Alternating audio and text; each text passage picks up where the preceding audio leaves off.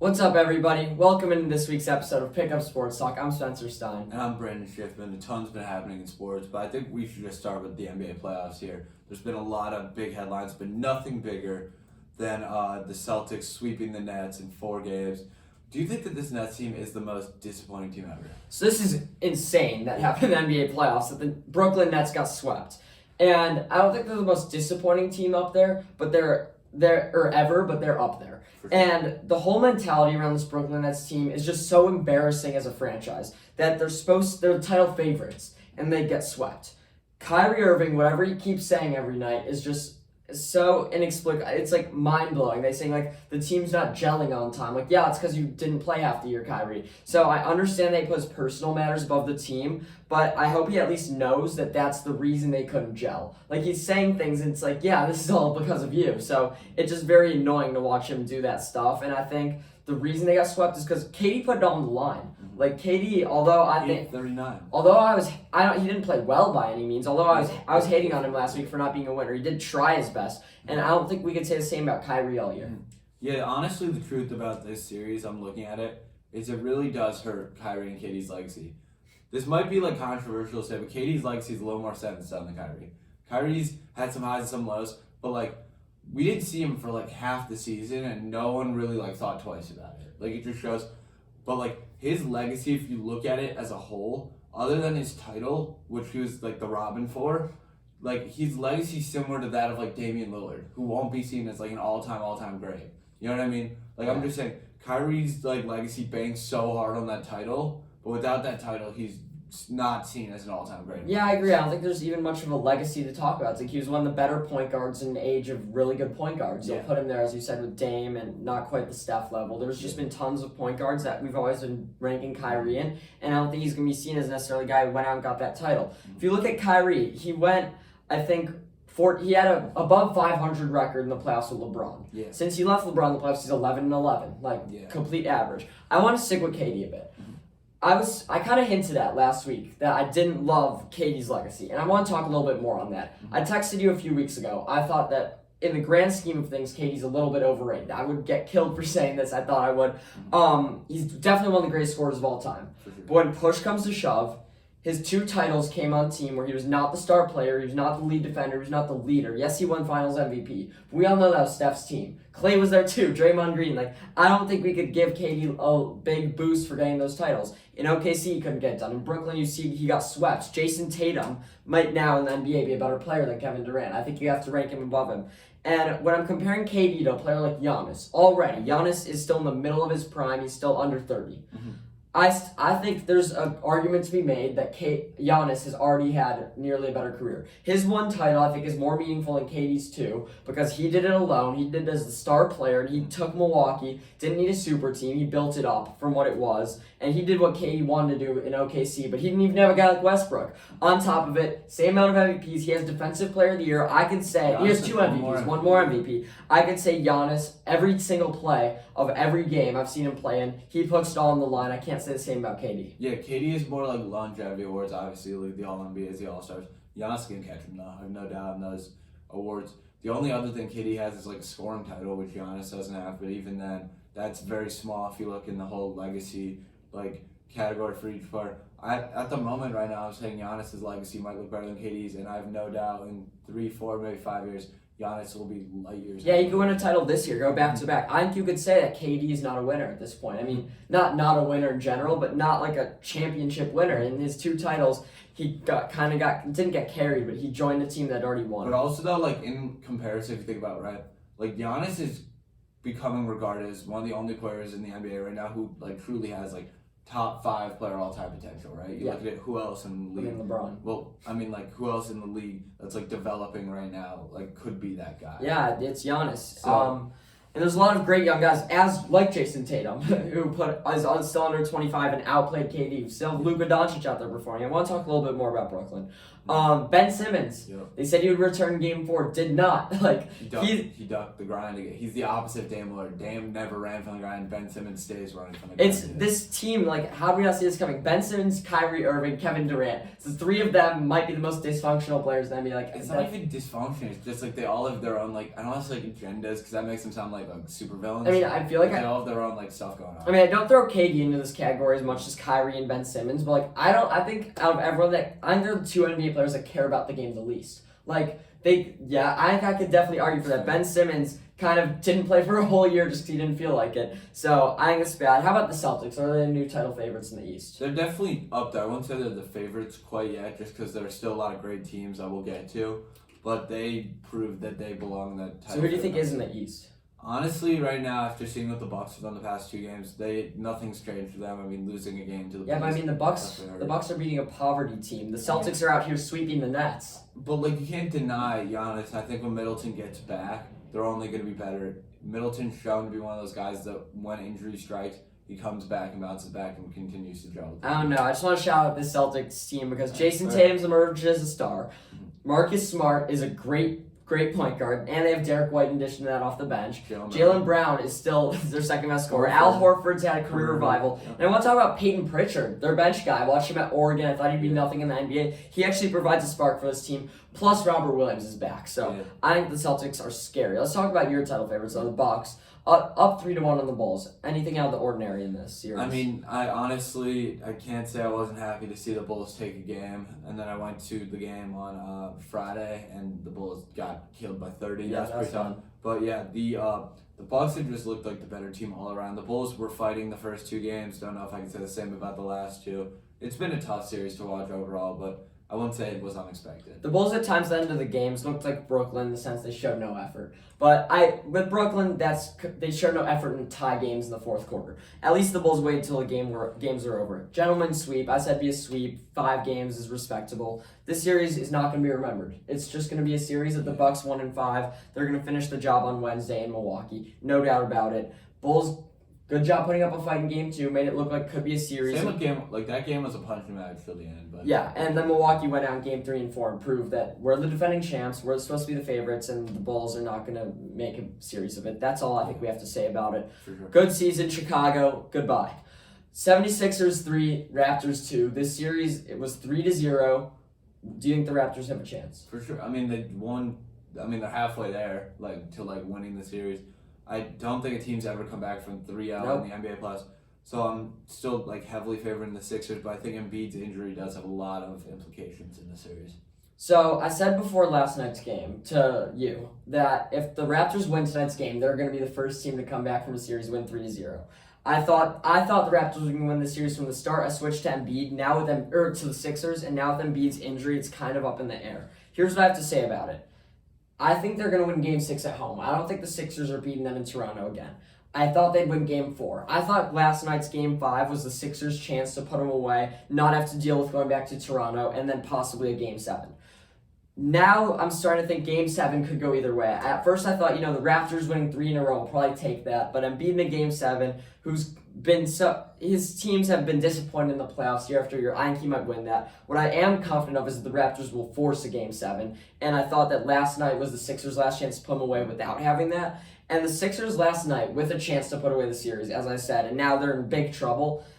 Disappointed on all levels. James Harden has not looked good whatsoever. I don't think we could call him James Harden. The James Harden I know is that guy in Houston scoring 30 a night, being one of the best players in the NBA. And now he's a shell of himself. He's a non-factor nearly. I think OG Anunoby's outscoring him in this series. What has happened to James Harden?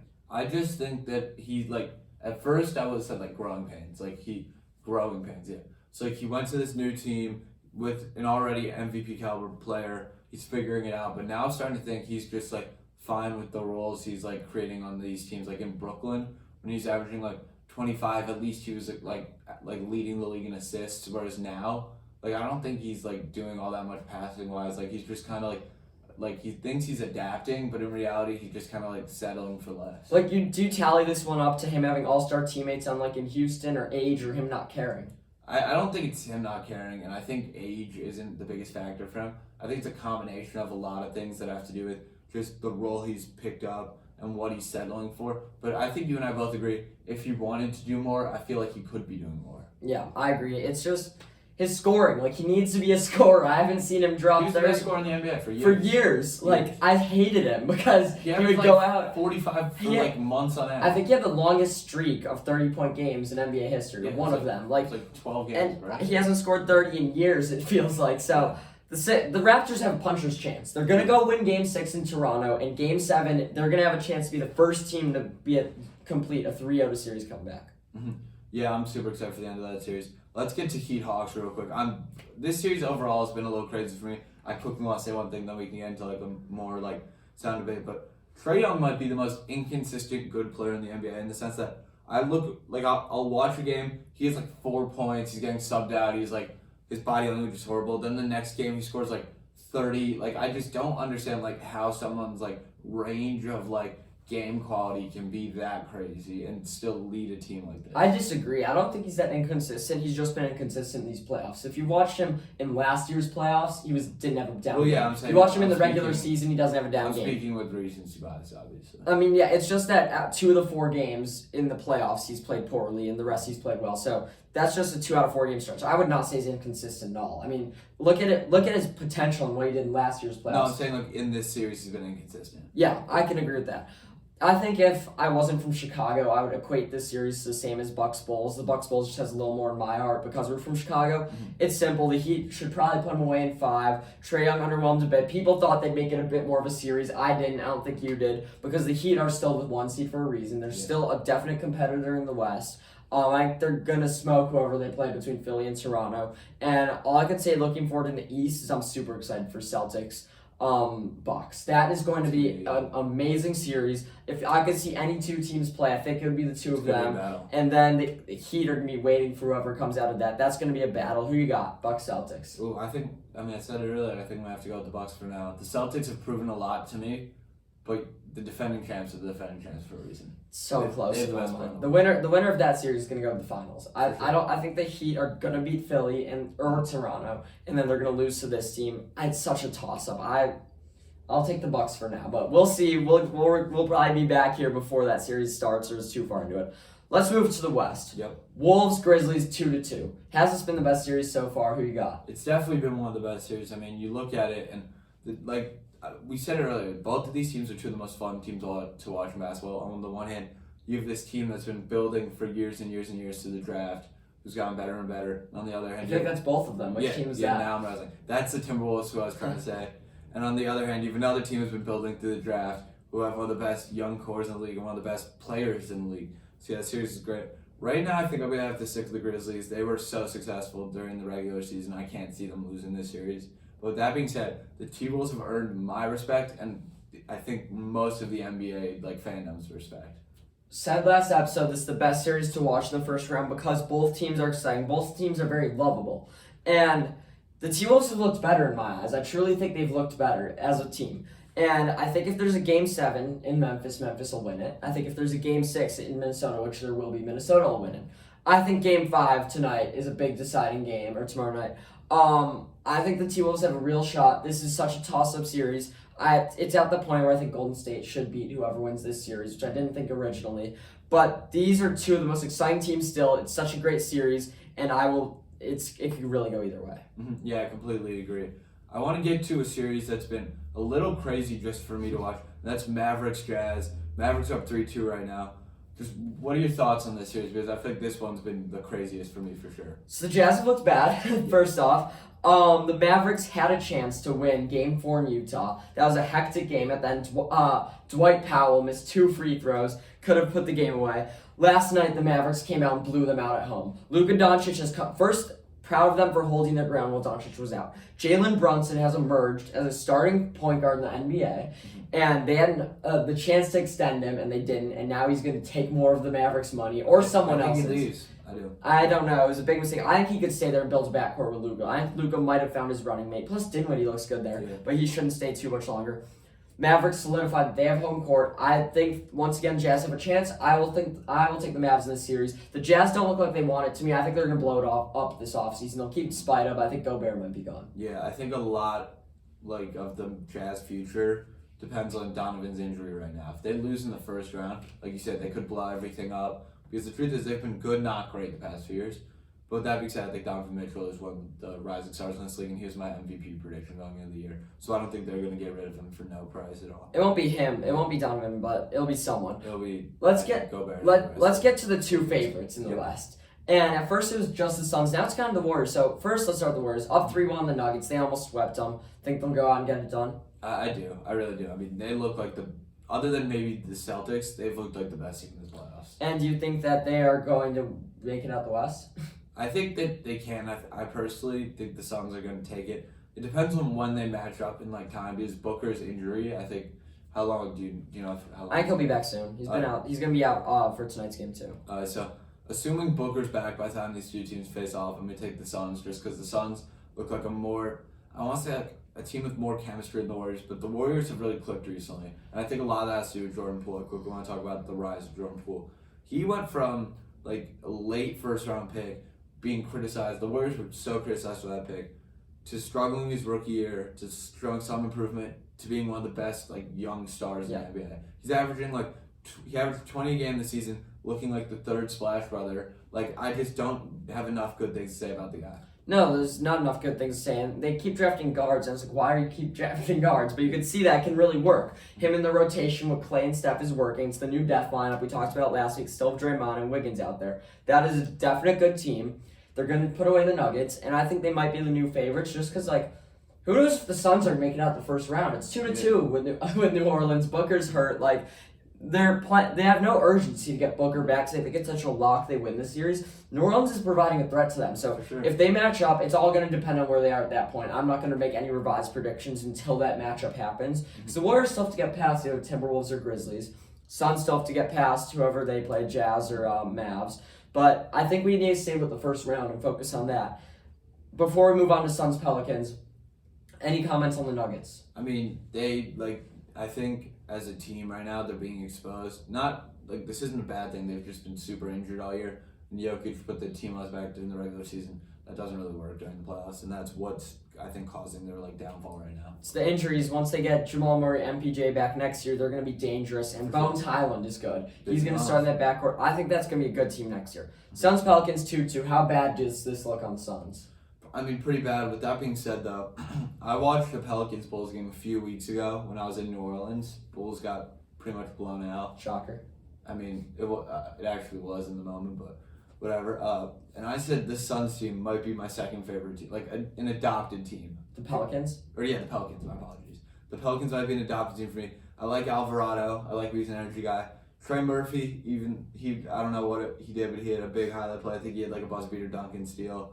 Who am I missing here? Herbert Jones. Love Herbert Jones. So this Pelicans team, definitely a fun team to watch. I think right now they're putting a lot of people on notice. You're saying the Suns look bad for this? I don't think they do. I think the Pelicans are a good 8 seed. I think they might be better than the Nuggets right now. So it looks better. And a lot of it's attributed to the Booker injury. So I actually don't think it looks terrible on the Suns as long as they can put them away in 6. Mm-hmm. And they have a chance tonight. I think they'll beat them at home. They'll prove a point. I think they will get out of this series. I don't think it's somewhat of a threat. I don't think it's too much of a question in my head. But the Suns are much more shaky than they were 2 weeks ago. For sure. Let's quickly get into some NFL mock draft. Now, we've been teasing it for a while. Draft's Thursday. Yeah, super duper excited here. Let's start with quarterback positional rankings if you want to go ahead. Well, I thought we were getting a mock draft first. Oh, yeah, mock draft first. We can do a mock draft first. So, Brandon and I are going to do a dueling mock draft. We'll each take picks for the first 20 picks. Mm-hmm. And, it's not, I think it's one of the lesser talented drafts, but every draft means a ton for the NFL season. So, I'll kick it off with the first pick. I thought this whole time it was going to be Aiden Hutchinson. It was somewhat of a debate between Thibodeau and Hutchinson. But if you look at the sports books, in the last few days, it's moved up and Trayvon Walker's risen up boards and become the favorite. Mm-hmm. And I want to see Hutchinson in a Detroit Lions uniform. So for the Jacksonville Jaguars first, I think they're going to take Trayvon Walker. Mm-hmm. With the Lions' second Great player. Yeah, for sure. With the Lions' second pick, I think they're going to go with the guy who's best on the board, a Michigan man himself, Aiden Hutchinson, going to be taking the next pick. 3, or the Houston Texans. You know, Kayvon Thibodeau's been a great prospect this whole year. Everyone's loved him so much, and they need a defensive end. Like they need everything. The Texans really need everything. They've struggled a lot, but the thing is that they need an impact player first. I don't think they want to build through O-linemen, because I think an option here is Ike Ekwonu from NC State, but I think they're going to go with the most explosive player with the highest ceiling possible in Kayvon Thibodeau. Yeah, for sure. I think at 4, the Jets are looking to build up their cornerbacks. So you really have 2 main options here. It's Stingley or Sauce Gardner or Ahmad Gardner. I personally think that the Jets are going to go for Ahmad Gardner. He's looked great in pre-combine stuff. And I think, honestly, he might be the more proven of the 2 top-tier cornerbacks in this draft. That's where you want to go, because Stingley is underwhelmed at LSU. Like he has the higher ceiling than Sauce maybe, but the more consistent guy is Gardner, and I think the Jets are trying to build through consistency. 5, the Giants, no doubt, are taking an offensive lineman, and the top one available is Ike Ekwonu, NC State. If you watch the film, he is just utterly dominant. He's a monster. I don't necessarily love Charles Cross flying up boards. I don't know what he's necessarily done to go for people to say he might go at 5. So I like Ekwonu being the first lineman off the board, and if he doesn't go earlier, the Giants will definitely snag him at 5. For sure. At 6, you have an interesting situation here. Because the Panthers, they wouldn't say it, but the Panthers need a lot more than just quarterback and O-line. But I think they're going to go with Malik Willis, best quarterback off the board in my eyes, quarterback with the highest potential. I think he's going at 6 to the Panthers. Yeah, by the way, I hate this pick. I think they're going to do it, so I think it's good for you. That's good mock draft by you. But I don't think they should. I think they could trade back and get Baker, or trade back for someone who does want someone there and then take Pickett later. If they could trade 6 for, say, 15 from the Eagles, and then a pick next year, that they got from the Saints, that's a good deal. They could still get Pickett at 15 or Willis, and then have another first. So I think 6 is not, because no one else is going to pick him out too high. So I don't love that pick, but they do need a quarterback. So I think the Panthers are an interesting team to watch on draft day. 7, Giants again. I had a big debate here who they should take, but you know what? The best player on the board is no doubt Kyle Hamilton. For sure. And I think if he's sitting there at 7, you're the New York Giants, that's who you take. James Bradbury might be leaving. You want to bolster your secondary. And honestly, any team could use Kyle Hamilton. Yes, it's not their top need, but that's what improves their team the most. And if they're coming away from this draft with Ekwonu and Hamilton, such a win. That is the best thing you can imagine. If I was a Giants fan, those would be the top 2 players I'd want, except for maybe if Sauce Gardner fell. So that is an utterly insane draft, and even though it might have been more efficient to take a defensive end like Jermaine Johnson or another O-lineman, I think Kyle Hamilton's the pick there. For sure. At 8, I want the best receiver off the board being taken by the Falcons. I think that their receiver core this year is looking like Zacharias and Olamide Zaccheaus and no one else. Yeah, so Garrett Wilson, best receiver off the board to be taken. I think he's a huge rookie year, even if it's with Marcus Mariota. He's that type of transitional player for that franchise. Number 9, the Seattle Seahawks. There's some talks of a quarterback here. I don't see it because I think they're still rebuilding. So I don't think they necessarily want to go with a quarterback this early, especially in a draft with a weak quarterback class. I know it's not the most exciting guy to start your rebuild with, but I think Evan Neal, tackle Alabama, is a good fit. They need to bolster their O-line. That's why Russell Wilson left. He was always getting hurt and getting tackled. So I think and I think that's how you start to build a franchise in today's NFL. A lot of people say you start with a quarterback, some defense. I think you start with the interior and build inside out. Start with an O-lineman. So I think Evan Neal can start the rebuild. And then next year's draft, after they suck and get the first pick, they can take a quarterback. Yeah, 10, I'm going to go with the Jets taking Drake London. They're probably one more wide receiver away. I'll get into my problems and issues with Drake London in a minute. But yeah, that's I think the guy they're going to go with here. Number 11, I got another receiver to the Commanders. I debated picking an offensive player or a defensive player, but their defense is so stacked. I think the number one thing they need is a guy next to Terry McLaurin for Carson Wentz to throw to. And Chris Olave is a great talent. I think you could definitely say he's just as good as Wilson. So I think at number 11, Chris Olave. For sure. At 12, I think the Vikings are looking to build up their secondary, and I think Stingley's that guy. Super duper high ceiling. I think this is the right pick for them for sure. I do not want to see Stingley fall this far. That's going to be scary in the NFC North because they need the corner bad. 13, Texans. They've had huge O-lineman issues. At 3, I had them not going with an O-lineman and making a big pick. Here they'll go with the safe choice, Charles Cross, Mississippi State. Although I said I didn't love him flying up boards, 13 is a good value for him. So I think the Texans will start their rebuild with a exciting defensive end and then a tackle. Yeah, for sure. Next pick 14, I think Trent McDuffie from Washington goes to the Baltimore Ravens. Their defense has been inconsistent, super duper injured last year. Yeah. I think this would be a key addition for them though in the offseason, and this could be them pushing forward, hopefully into contending. I agree. 15, Philadelphia Eagles. We saw them make a trade. I think if you ask anyone what's the Eagles' biggest issue, they're going to say receiver. And I think a receiver on the board who, if he didn't get hurt, would be the top receiver in this draft, Jameson Williams. And the Eagles don't necessarily need him to be ready week 1. And I think it's interesting that he already knows Devontae Smith, their other receiver. I think that becomes a great receiving core. They'll have the Alabama arsenal. And I think taking Jameson Williams at 15 for the Eagles makes a lot of sense, especially with them having the 18th pick coming up to pick a defensive guy. Yeah, for sure. I like that pick a lot. And also it steals the Saints pick, because you could argue for them waiting until 18 to take him, but the Saints could take a guy at 16 at receiver. It's true. At 16, I think that the Saints are going to look to build up their O-line, taking tackle Trevor Penning from Northern Iowa. I think this is a huge pick for them, and I think this has the potential to have a lot of upside now that they're in a weird gray area, not rebuild, but not major contender area. Yeah.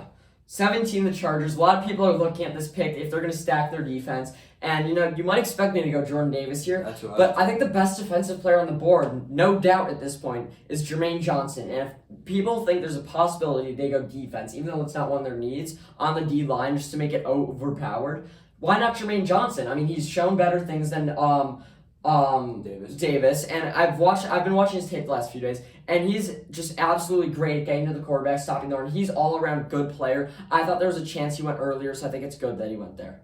For sure. 18, I think the Eagles want to address their linebacker concerns. I think best linebacker on the board I don't want to say a landslide because Nakobe Dean's good. I think they could go Devin Lloyd here. I think that they let Nakobe Dean fall. I think there's a good chance Lloyd goes before Dean. I don't like it. I mean, I don't know as much about Lloyd as Nakobe Dean, but I watched him all year, and he reminds me of Roquan Smith. He was just a guy who I'm like, if I'm a quarterback, I'm scared of that guy. Yeah. And when I watched Georgia back when they had Roquan Smith, he was scary good. And that's how I see Nakobe Dean. That's why I have the Saints taking him at pick 19, just to be another leader of that defense. Their defense has improved since a couple years ago when it was the worst in the league. And I think Nakobe Dean's a great addition to that. And then if they're coming with Penning and Dean, that's a great draft.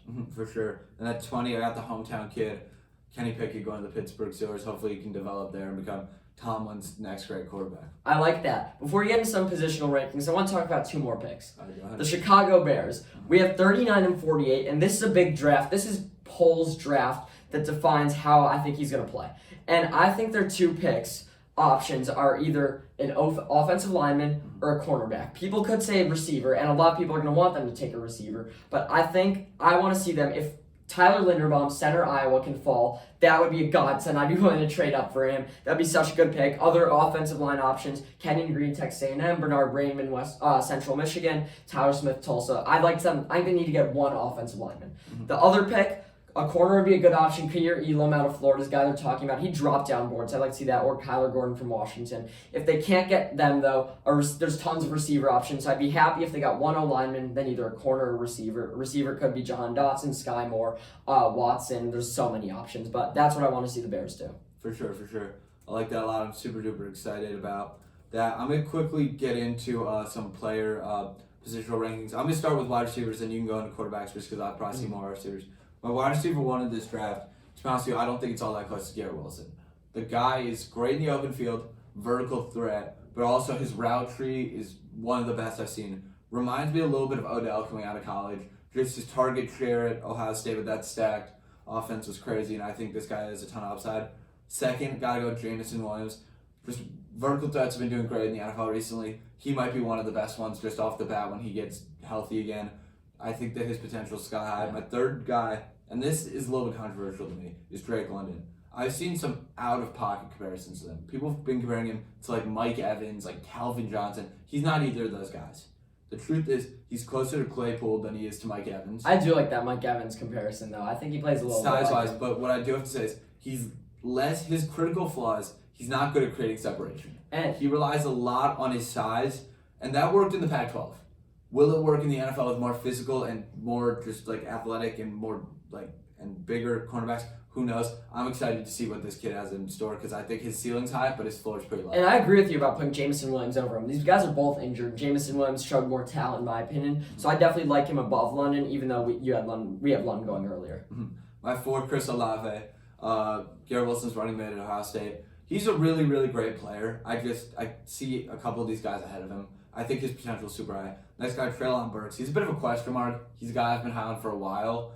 Woo pig. As I say, he's an Arkansas kid. He's really good. I mean, what he does is he's kind of like a Deebo Samuel type player, where he's good in the open field, he's hard to tackle, he's fast, he's athletic. But I don't know how quickly that translates to the NFL. So that's what I'm worried about. Next guy, George Pickens out of Georgia. In the sample size we've seen him, he's been great. And I think his potential sky high. Last guy, Jahan Dotson from Penn State. There are some holes in this game, but he's a game changer for sure. And I think he has a ton of potential. Yeah, and speaking of Deebo Samuel, huge news from him this week requesting a trade. We'll get into all that next week about post-draft and about Deebo Samuel requesting a trade. Before we go, we're getting some baseball stuff. The Cubs have been playing poorly. We'll get more on them last week. That's just sad. They're 3-7 in the last 10 games. And I want to mention, in one-run games, the Cubs are 2-6. Yeah. That's got to improve, but still April. The big baseball headline, Yankees fans kind of chirped the Guardians outfielders. One of them got hurt, and the Yankees fans were yelling at him. There was a bit of a confrontation, which led to Miles Straw, Guardians outfielder, after the game, calling the Yankees the worst fan base in sports. So, Brandon, I want to ask you, who's the worst fan base in sports? I have two, and to be honest with you, I'm going to leave my points on the board. I'm not going to, I don't want to debate this necessarily. I just want to give my points here. It's the Cowboys fan base and maybe the Packers. I'd say Cowboys more so than Packers because they're just so stuck up on, we were great in the 90s. It's been a very long time since you guys were great, and you guys continue to disappoint. And the Packers, because, I swear, these fans, they didn't have, I'm obviously pretty young, but, these fans, are, all younger than me. I'm wondering, did they have fans before I was born? Yeah. Where did all these people come from? For me, I think the top two anyone consider Cowboys and Yankees. They both think they're so great. The evil empire of the Yankees and America's team is very annoying. But I think I have a personal vendetta against three fan bases, and that is to an extent the Green Bay Packers, very annoying. They think they own the Bears. They don't. This is the Bears division. Yes. You'll see. Chicago Bulls a bit. There's, as you said, it's just, I wasn't going to say this, but when you were talking about the Cowboys being stuck up on the 90s, that's how I feel about the Bulls. Everyone's always, less so than it's the Cowboys. Air Jordan this, Air Jordan that. Win a playoff series. Come on now. And the third is kind of University of Michigan, just the football fans, all the Go Blue stuff. You suck. You haven't won a national title since the 40s. It's not going to happen. I think they split a share of one in the 1990s. Just fan bases stuck in the past annoy me a bit. Unlike, the Lakers, definitely not stuck in the past. Thank you guys all for listening. We'll get into NFL draft post stuff next week. Talk about Deebo, talk about the Cubs a bit. A lot to get to. Yeah, ton to get to. Super exciting stuff going on in sports. We'll have a post-draft. We'll have some debates about that. We'll definitely talk about that and some futures. Yeah, I'm super excited. We'll be in the second round of the NBA playoffs hopefully by next week. So can't wait for that. Everything's kind of starting to shape up. Thank you all for listening. Goodbye.